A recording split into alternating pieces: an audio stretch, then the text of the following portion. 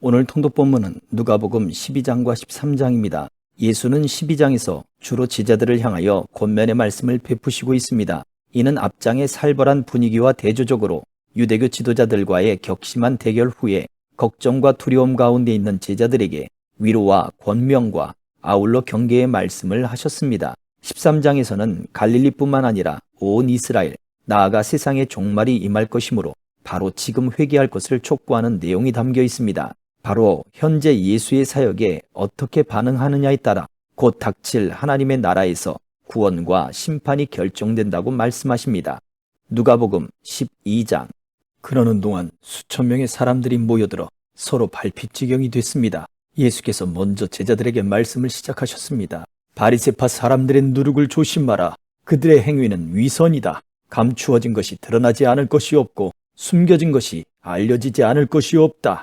너희가 어둠 속에서 말한 것이 대낮에 들릴 것이고 골방에서 속삭인 것이 지붕 위에서 선포될 것이다. 내 친구들아, 너희에게 내가 말한다. 너희 몸은 죽일 수 있어도 그 후 더 이상 어떻게 할 수 없는 사람들을 두려워하지 말라. 너희가 두려워해야 할 분을 내가 보여주겠다. 몸을 죽인 후에 지옥에 던질 권세를 가진 그분을 두려워하라. 그렇다. 내가 너희에게 말한다. 그분을 두려워하라. 참새 5마리가 2아사리온에 팔리지 않느냐. 그러나 하나님께서는 그중 참새 1마리까지도 잊지 않으신다. 하나님께서는 진정 너희 머리카락까지도 다 세시는 분이다. 두려워하지 말라. 너희는 많은 참새들보다 더 귀하다. 내가 너희에게 말한다. 누구든지 사람들 앞에서 나를 시인하면 인자도 하나님의 천사들 앞에서 그를 시인할 것이다. 그러나 사람들 앞에서 나를 부인하는 사람은 나도 하나님의 천사들 앞에서 그를 부인할 것이다. 누구든지 인자를 욕하는 사람은 용서받겠지만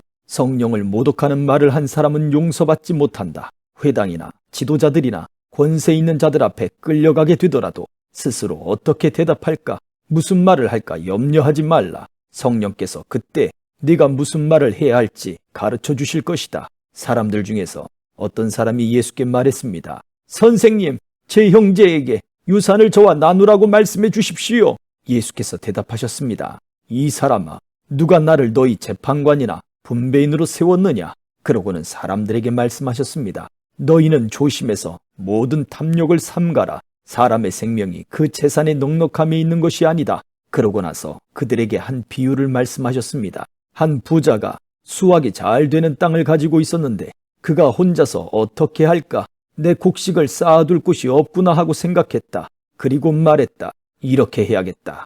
지금 있는 창고를 부수고 더 크게 지어 내 모든 곡식과 물건을 거기에 쌓아두어야겠다. 그리고 나서 내 영혼에게 말하겠다. 영혼아, 여러 해 동안 쓸 물건을 많이 쌓아두었으니 편히 쉬고 먹고 마시고 즐겨라. 그러나 하나님께서 그에게 말씀하셨다. 이 어리석은 사람아, 오늘 밤 내 영혼을 내게서 찾을 것이다. 그러면 내가 너를 위해 장만한 것들을 다 누가 갖게 되겠느냐? 자기를 위해 재물을 쌓아두면서도 하나님께 대해 부요하지 못한 사람은 이와 같다. 예수께서 제자들에게 말씀하셨습니다. 그러므로 내가 너희에게 말한다. 네 목숨을 위해 무엇을 먹을까? 네 몸을 위해 무엇을 입을까 걱정하지 말라. 목숨이 음식보다 중요하고 몸이 옷보다 중요한 것이다. 까마귀들을 생각해보라. 심지도 거두지도 않고 창고에 곶감도 없지만 하나님께서 그것들을 먹이신다. 그런데 너희는 새들보다 얼마나 더 귀하냐? 너희 중 누가 걱정한다고 해서 자기 목숨을 조금이라도 더 연장할 수 있겠느냐? 너희가 이렇게 작은 일도 제대로 못하면서 왜 다른 일들을 걱정하느냐? 백합꽃이 어떻게 자라는지 생각해보라. 일하거나 옷감을 짜지도 않는다. 그러나 내가 너희에게 말한다. 그 모든 영화를 누렸던 솔로몬도 이 꽃 하나만큼 차려입지 못했다. 오늘은 여기 있지만 내일은 불 속에 던져질 들풀들도 하나님이 그렇게 입히시는데 하물며 너희는 얼마나 더 잘 입히시겠느냐? 믿음이 적은 사람들아. 그러니 무엇을 먹을까? 무엇을 마실까 찾지 말라. 걱정하지 말라. 이런 것들은 다 세상 사람들이 추구하는 것이다. 아버지께서는 너희에게 이것들이 필요하다는 것을 아신다. 그러므로 너희는 오직 그분의 나라를 구하라. 그리하면 이런 것들을 너희에게 더해 주실 것이다. 두려워하지 말라. 적은 무리여, 너희 아버지께서 그 나라를 너희에게 주기를 기뻐하신다. 너희 소유를 팔아 자선을 베풀라. 너희는 자신을 위해 닳지 않는 지갑을 만들어 없어지지 않는 재물을 하늘에 쌓아두라. 그곳에는 도둑이 들거나 좀 먹는 일이 없을 것이다. 너희 재물이 있는 곳에 마음도 가는 법이다. 항상 허리에 띠를 두르고 등불을 켜놓고 있어야 한다. 마치 주인이 결혼잔치에서 돌아와 문을 두드릴 때 곧 열어주려고 대기하고 있는 사람들과 같이 되라. 주인이 돌아와서 종들이 깨어있는 것을 보면 그 종들은 복이 있을 것이다. 내가 진실로 너희에게 말한다. 그 주인은 허리에 띠를 두르고 그 종들을 식탁에 앉힌 다음 곁에 와서 시중을 들 것이다. 만약 주인이 한밤중이나 새벽에 오더라도 깨어있는 종들을 본다면 그 종들은 복이 있을 것이다. 너희는 이것을 알라. 만약 집에 도둑이 언제 들지 알았더라면 집주인은 도둑이 집에 들어오지 못하게 할 것이다. 그러므로 너희도 준비하고 있어야 한다. 인자가 생각지도 않은 때 올 것이기 때문이다. 베드로가 물었습니다. 주여, 이 비유를 저희에게 하신 것입니까? 아니면 모든 사람에게 하신 것입니까? 주께서 대답하셨습니다. 누가 신실하고 지혜로운 종이겠느냐? 주인이 자기 종들을 맡기고 제때 양식을 나눠줄 일꾼이 누구겠느냐? 주인이 돌아와 종이 시킨 대로 일하는 것을 본다면 그 종은 복이 있을 것이다. 내가 진실로 너희에게 말한다. 주인은 그 종에게 자신의 모든 재산을 맡길 것이다. 그러나 그 종이 주인님이 오시려면 한참 멀었다라는 생각에 남녀 종들을 때리며 먹고 마시고 취해버린다고 하자 그 종의 주인은 종이 생각지도 못한 날 그가 알지 못하는 시각에 돌아와서 그를 몹시 때린 뒤 믿지 않는 자들과 함께 놓을 것이다. 주인의 뜻을 알고도 준비하지 않거나 그 뜻대로 하지 않는 종은 매를 많이 맞을 것이다. 그러나 알지 못하고 매 맞을 짓을 한 종은 적게 매를 맞을 것이다. 많이 받은 사람에게는 많은 것을 요구하시고 많은 일을 맡은 사람에게는 많은 것을 물으실 것이다. 내가 세상에 불을 지르러 왔는데 이미 그 불이 붙었으면 내가 무엇을 더 바라겠느냐. 그러나 나는 받아야 할 세례가 있다. 이 일이 이루어질 때까지 내가 얼마나 괴로움을 당할는지 모른다. 내가 세상에 평화를 주러 왔다고 생각하느냐? 내가 너희에게 말한다. 아니다. 오히려 분열을 일으키러 왔다. 이제부터 한 집안에서 5 식구가 서로 갈라져 셋이 둘과 싸우고 둘이 셋과 싸울 것이다. 그들은 갈라져 부자 간에 모녀 간에 고부 간에 서로 대립할 것이다. 예수께서 사람들에게 말씀하셨습니다. 너희는 구름이 서쪽에서 일어나는 것을 보면 즉시 폭풍우가 오겠구나라고 말한다. 그리고 그렇게 된다. 바람이 남쪽에서 불면 날씨가 덥겠구나라고 한다. 그리고 그렇게 된다. 위선자들아, 너희가 땅과 하늘의 기상은 분간할 줄 알면서 어떻게 지금 이 시대는 분간할 줄 모르느냐? 어찌해서 너희는 무엇이 옳은지 스스로 판단하지 못하느냐? 너를 고소하는 사람과 함께 관원에게 가게 되거든 너는 도중에 그 사람과 화해하도록 최선을 다하여라. 그렇지 않으면 그가 너를 재판관에게 끌어가고 재판관은 너를 형무소 관리에게 넘기고 형무소 관리는 너를 감옥에 쳐넣을지 모른다. 내가 너희에게 말한다.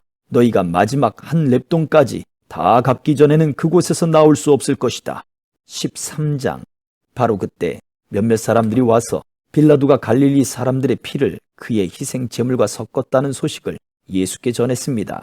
예수께서 대답하셨습니다. 그 갈릴리 사람들이 다른 모든 갈릴리 사람들보다 더 악한 죄인이어서 이런 변을 당했다고 생각하느냐? 그렇지 않다. 내가 너희에게 말한다. 너희도 회개하지 않으면 모두 멸망할 것이다. 또 실로암에서 탑이 무너져 죽은 18명은 어떠하냐? 다른 모든 예루살렘 사람들보다 그들이 죄를 더 많이 지었다고 생각하느냐? 그렇지 않다. 내가 너희에게 말한다. 너희도 회개하지 않으면 모두 멸망할 것이다. 예수께서 이런 비유를 말씀하셨습니다. 어떤 사람이 포도원에 무화과 나무를 한 그루 심었다. 그는 열매가 열렸을까 해서 가보았지만 하나도 보이지 않았다. 그래서 그는 포도원 지기에게 말했다. 이 무화과 나무에 열매가 있는지 보려고 3년 동안이나 와 보았건만 하나도 없으니 나무를 베어버려라. 무엇 때문에 땅만 버리겠느냐? 그러자 종이 대답했다. 주인님, 한 해만 그냥 두십시오. 그러면 제가 그 둘레를 파고 거름을 주겠습니다. 혹 내년에 열매가 열릴지도 모릅니다. 그렇지 않으면 그때 베어버리십시오. 예수께서 안식일에 한 회당에서 가르치고 계셨습니다. 거기에는 18년 동안 병을 일으키는 영에게 시달리고 있는 여인이 있었습니다. 이 여인은 허리가 굽어 똑바로 설 수가 없었습니다. 예수께서 그 여인을 보고 앞으로 불러내 말씀하셨습니다. 여인아, 네가 병에서 해방됐다. 그리고 예수께서 여인에게 손을 얹으셨습니다. 그러자 여인은 허리를 쭉 펴고 일어서서 하나님께 영광을 돌렸습니다. 예수께서 안식일에 병을 고치신 것에 화가 난 회당장이 사람들에게 말했습니다. 일할 날은 엿새나 있다. 그러니 그날에 와서 병을 고치고 안식일에는 하지 마시오. 주께서 그에게 대답했습니다. 이 위선자들아, 너희가 각각 안식일에 황소나 나귀를 외양간에서 풀어내 끌고 나가 물을 먹이지 않느냐? 그렇다면 아브라함의 딸인 이 여인이 18년 동안이나 사탄에게 매여 있었으니 안식일에 이 매임에서 풀어주는 것이 당연하지 않느냐? 예수께서 이렇게 말씀하시자 그를 반대하던 사람들이 모두 부끄러워했습니다. 반면에 다른 사람들은 모두 예수께서 행하신 모든 영광스러운 일을 보고 기뻐했습니다. 예수께서 말씀하셨습니다. 하나님 나라는 무엇과 같은가? 그것을 무엇에 비교할 수 있을까? 그것은 누군가 가져다 자기 밭에 심은 겨자씨와 같다. 그 씨가 자라서 나무가 되면 공중의 새들이 날아와 그 가지에 둥지를 튼다. 예수께서 다시 말씀하셨습니다. 하나님 나라를 무엇에 비교할 수 있을까? 그것은 누룩과 같다. 어떤 여자가 가져다 가루 3-4톤에 섞었더니 결국 온통 부풀어 올랐다. 예수께서는 예루살렘으로 가는 길에 여러 마을과 동네를 거치며 말씀을 가르치셨습니다. 어떤 사람이 예수께 물었습니다. 주여, 구원받을 사람이 적습니까? 예수께서 그들에게 말씀하셨습니다. 너희는 좁은 문으로 들어가기 위해 힘쓰라. 내가 너희에게 말한다. 많은 사람들이 그곳에 들어가려 하겠지만 들어가지 못할 것이다. 집주인이 일어나 문을 닫아버리면 너희는 밖에 서서 문을 두드리면서 주인님 문을 열어주십시오 라고 말할 것이다. 그러나 주인은 너희가 어디서 왔는지 나는 모른다라고 대답할 것이다. 그러면 너희는 저희가 주인님 앞에서 먹고 마셨고 또 주인님은 우리 동네 거리에서 가르치셨습니다 할 것이다. 그러나 주인은 너희가 어디서 왔는지 나는 모른다. 불의를 행하는 모든 자들아 내게서 물러가라고 할 것이다. 아브라함과 이삭과 야곱과 모든 예언자들이 하나님 나라에 있고 너희 자신은 정작 밖으로 내쳐진 것을 볼 때 너희는 거기서 슬피 울며 이를 갈 것이다. 사람들이 동서남북 사방에서 와서 하나님 나라의 잔치 자리에 앉을 것이다. 보라, 나중에 시작했으나 먼저 될 사람이 있고 먼저 시작했으나 나중 될 사람이 있다. 그때 몇몇 바리새파 사람들이 예수께 와서 말했습니다. 여기서 떠나 다른 곳으로 가십시오. 헤롯이 당신을 죽이려 합니다. 예수께서 말씀하셨습니다. 그 여우에게 가서 말하라. 오늘과 내일은 내가 귀신을 쫓아내고 사람들을 고쳐줄 것이다. 그리고 셋째 날이 되면 내 뜻을 이루리라. 그러나 오늘과 내일 그리고 그 다음 날에도 나는 마땅히 내 갈 길을 가야 한다. 예언자는 예루살렘 밖에서 죽을 수 없는 법이다. 오 예루살렘아, 예루살렘아, 네가 예언자들을 죽이고 내게 보낸 사람들을 돌로 치는구나. 암탉이 제 새끼를 날개 아래 품듯이 내가 얼마나 너희 자녀들을 모으려고 했더냐. 그러나 너희가 원하지 않았다. 보라, 이제 너희의 집은 황폐한 채로 남을 것이다. 내가 너희에게 말한다. 너희가 주의 이름으로 오시는 그분은 복이 있다라고 말할 때까지 너희가 다시는 나를 보지 못할 것이다. 아멘.